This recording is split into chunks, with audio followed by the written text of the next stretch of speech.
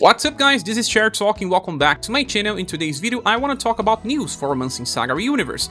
We got the announcement of two different banners. One is the Minstrel Song banner part 2 that brings the 4 remaining protagonists from the game. They got some buffs for global, but they are not that good, I guess. Well, at least one character here is meta, but we'll discuss this in a few. Then we have the announcement of the rerun banner that brings 5 old styles back in the game, and I have to say that this is a very easy skip because, well, Rock Bouquet, it's nice because of new inheritance like Blooming Fireworks. She can also inherit Dark Wash, plenty of different utilities, but there is a next version of Rock Bouquet coming. She's much better. We have Real Queen. She is well, the buffer utility character. She can attack with a fast attack that can inflict stun. Well, I don't think this is so useful. We also already have Shira, and this is not something you use every day. Then we have Urpina. Well, the good thing is that this Urpina alongside Anya can use Cross Break, one attack from her UDX style 3 times in a row, but this is not something that important as well. And Claudia is here because she adds a charm attack to the newest version of Claudia, and also has a very good heal attack, so if she needs to be healed in Remembrance, she's here for that. And there is Beauty. This is the 4th version of Beauty, the best one so far. She was very good for the debuff meta that it's no longer here. It's not that important to debuff anymore, save for some very specific fights, so hence why I'm saying that this banner is very easy to skip. And these characters will eventually be added as off banners when the time comes, probably by the end of the year, but still, I don't think they are so useful right now. We also have information about the next event. This is based on Gray's storyline on Minstrel Song, and he can craft this weapon called Demon Brand. It starts with a Rusty Falcata that has only B rarity, and then you evolve it to a double S weapon. Well, I don't know if they will change something because double S weapons are not that strong anymore. The HP cap is around the same as Conquest boss fights.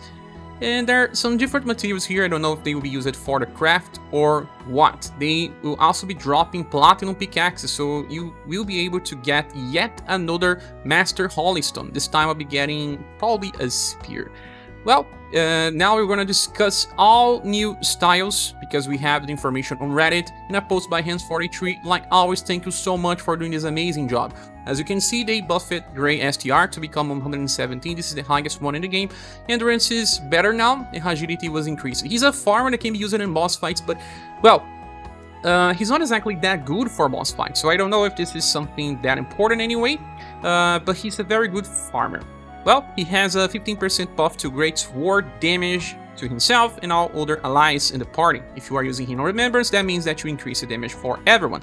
He starts the fight with 12, gets 1 BP by the end of each turn. That allows him to use some good cycles. And High Protect Tension reduces damage taken by 30% and increases his damage output by 20. So he only has 35% damage passive. That's not that high. What sells this character is his skill number 3. That is fast and has a triple S damage. Hits for a row with Slash and Cold, so pretty strong. Will probably kill most waves when the enemies are weak to any of those. And then after that, he will charge another skill called Ice Flower for 2 turns, so you cannot even act while he's charging. But by turn 3, he's going to use this 4S attack. It's again row, fast, and Slash and Cold damage. So if you are farming story mode, he will help with the 1st and 3rd wave. You still need to bring someone to kill the 2nd wave. At least there are plenty of options that can be used in the middle. So it's not a bad problem, but he's not a solo farmer himself. He also has this 12 VP AoE attack with Slash and Cold, not that important. And the first one that has C power in 4 VP cost only. That's actually pretty cheap for a C power attack. But we don't use these skills anymore as often as, well, other powerful ones for farming. Well, he's pretty straightforward, nothing too strong, but also very good for row. He can also inherit a Waterfall Blade Plus to farm for Column or both Slash and Code. So he's a Slash and Code specialist. Then the next one is Hawk. He got some buffs, but, well, agility and will, a little more extra STR. He begins the turn by recovering his HP by around 170s and buffs his STR by 15%, even before he attacks. Then we have a 15% damage increase and starts the fight with 12 BP, and fired up 7, increasing his damage by 40. total of 55, higher than Gray. Starts with 12 and will be buffing STR before attack. So yeah, very nice because STR buffs are kinda good now that we have very strong weapons instead of just getting even more damage passives. Well, his selling point is opening the fight with the skill number 3, that is a row slash and blunt attack. This one will give him morale up extra large, and then he's going to use another attack that's again row with slash and blunt, but this will take benefit from the morale up. So in this moment, he has 95 damage passive, and then the second hit will hit for something close to 4s damage on total. So a very big opener, but that's it. After that, he will just use a weak attack with C power. This is pretty similar to what Virgil does. Virgil does with Shadow and Heat. That's actually much more interesting than just Slash and Blunt, because we have plenty of different characters that can do similar. And for Blunt, for example, we have Proton Rocket Plus. If you have Talon, or if you have Fuse, you kind of already have something to go for Blunt. Then he also has this 6 BP attack that is fast and deals C power AoE, and he enters a defensive counter stance, and if he gets attacked by direct attacks, he will reduce damage by 35% and counter with Savage Slash. That is a T power attack that will buff all surviving allies by 25% on max level. If you can get to counter plenty of times, this can be helpful on Remembrance, because you're probably going to use him there since we don't have that many Axe users, but we have much better counters that will kill the enemy instead of just buffing this party and not doing enough damage.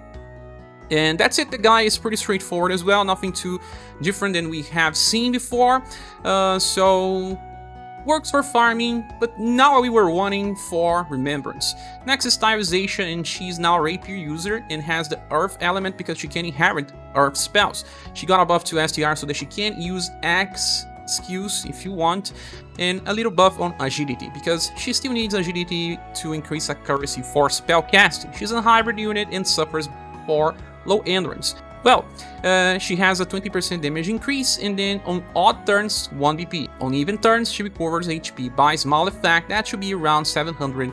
So 1 turn, 1 BP, another turn, she recovers HP and then has 20% damage increase. Then she gets another 20 by weak damage and recovers 1 BP by the end of a turn. So she has enough of 9 BP for every 2 turns. That's important.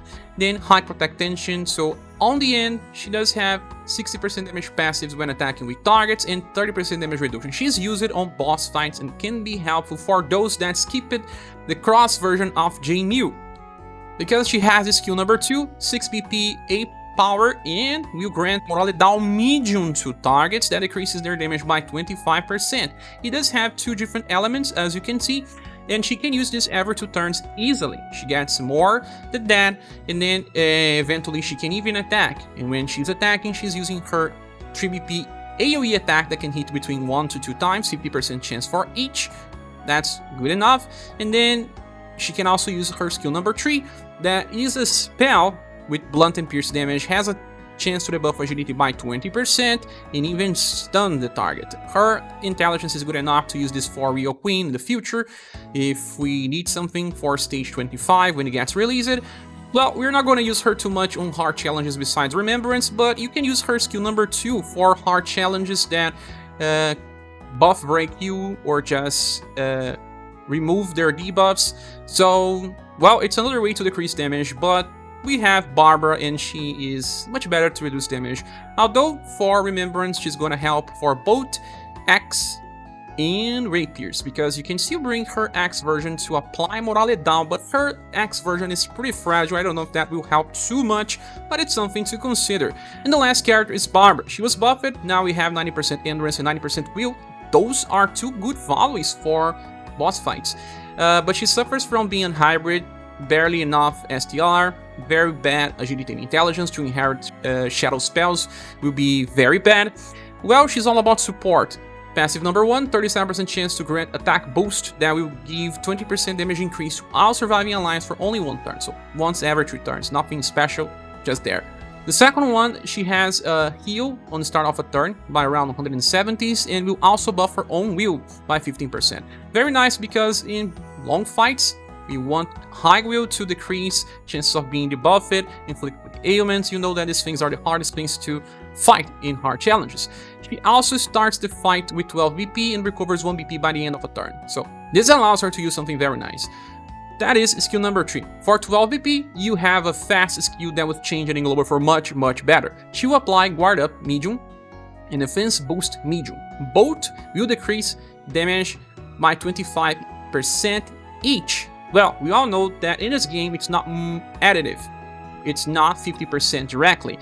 We will have 25 and then minus 25 again, and then it will stack with all other different defense boosts, also with your defensive polystones, informations, so it helps a lot. It's the highest type of damage resistance support that we have. Global Axe Empress with inheritance of the Holy Moon Guard skill from the Christmas has 25 from the skill and 20% from Scrum Guard. So 20 plus 25, and she requires the whole party to be alive to keep the Scrum Guard working. Barbara does not need that, and she can keep this skill alive at all times because, well, it's fast, right? Nice. And then she will just have to use skill number 1 that recovers BP by 4.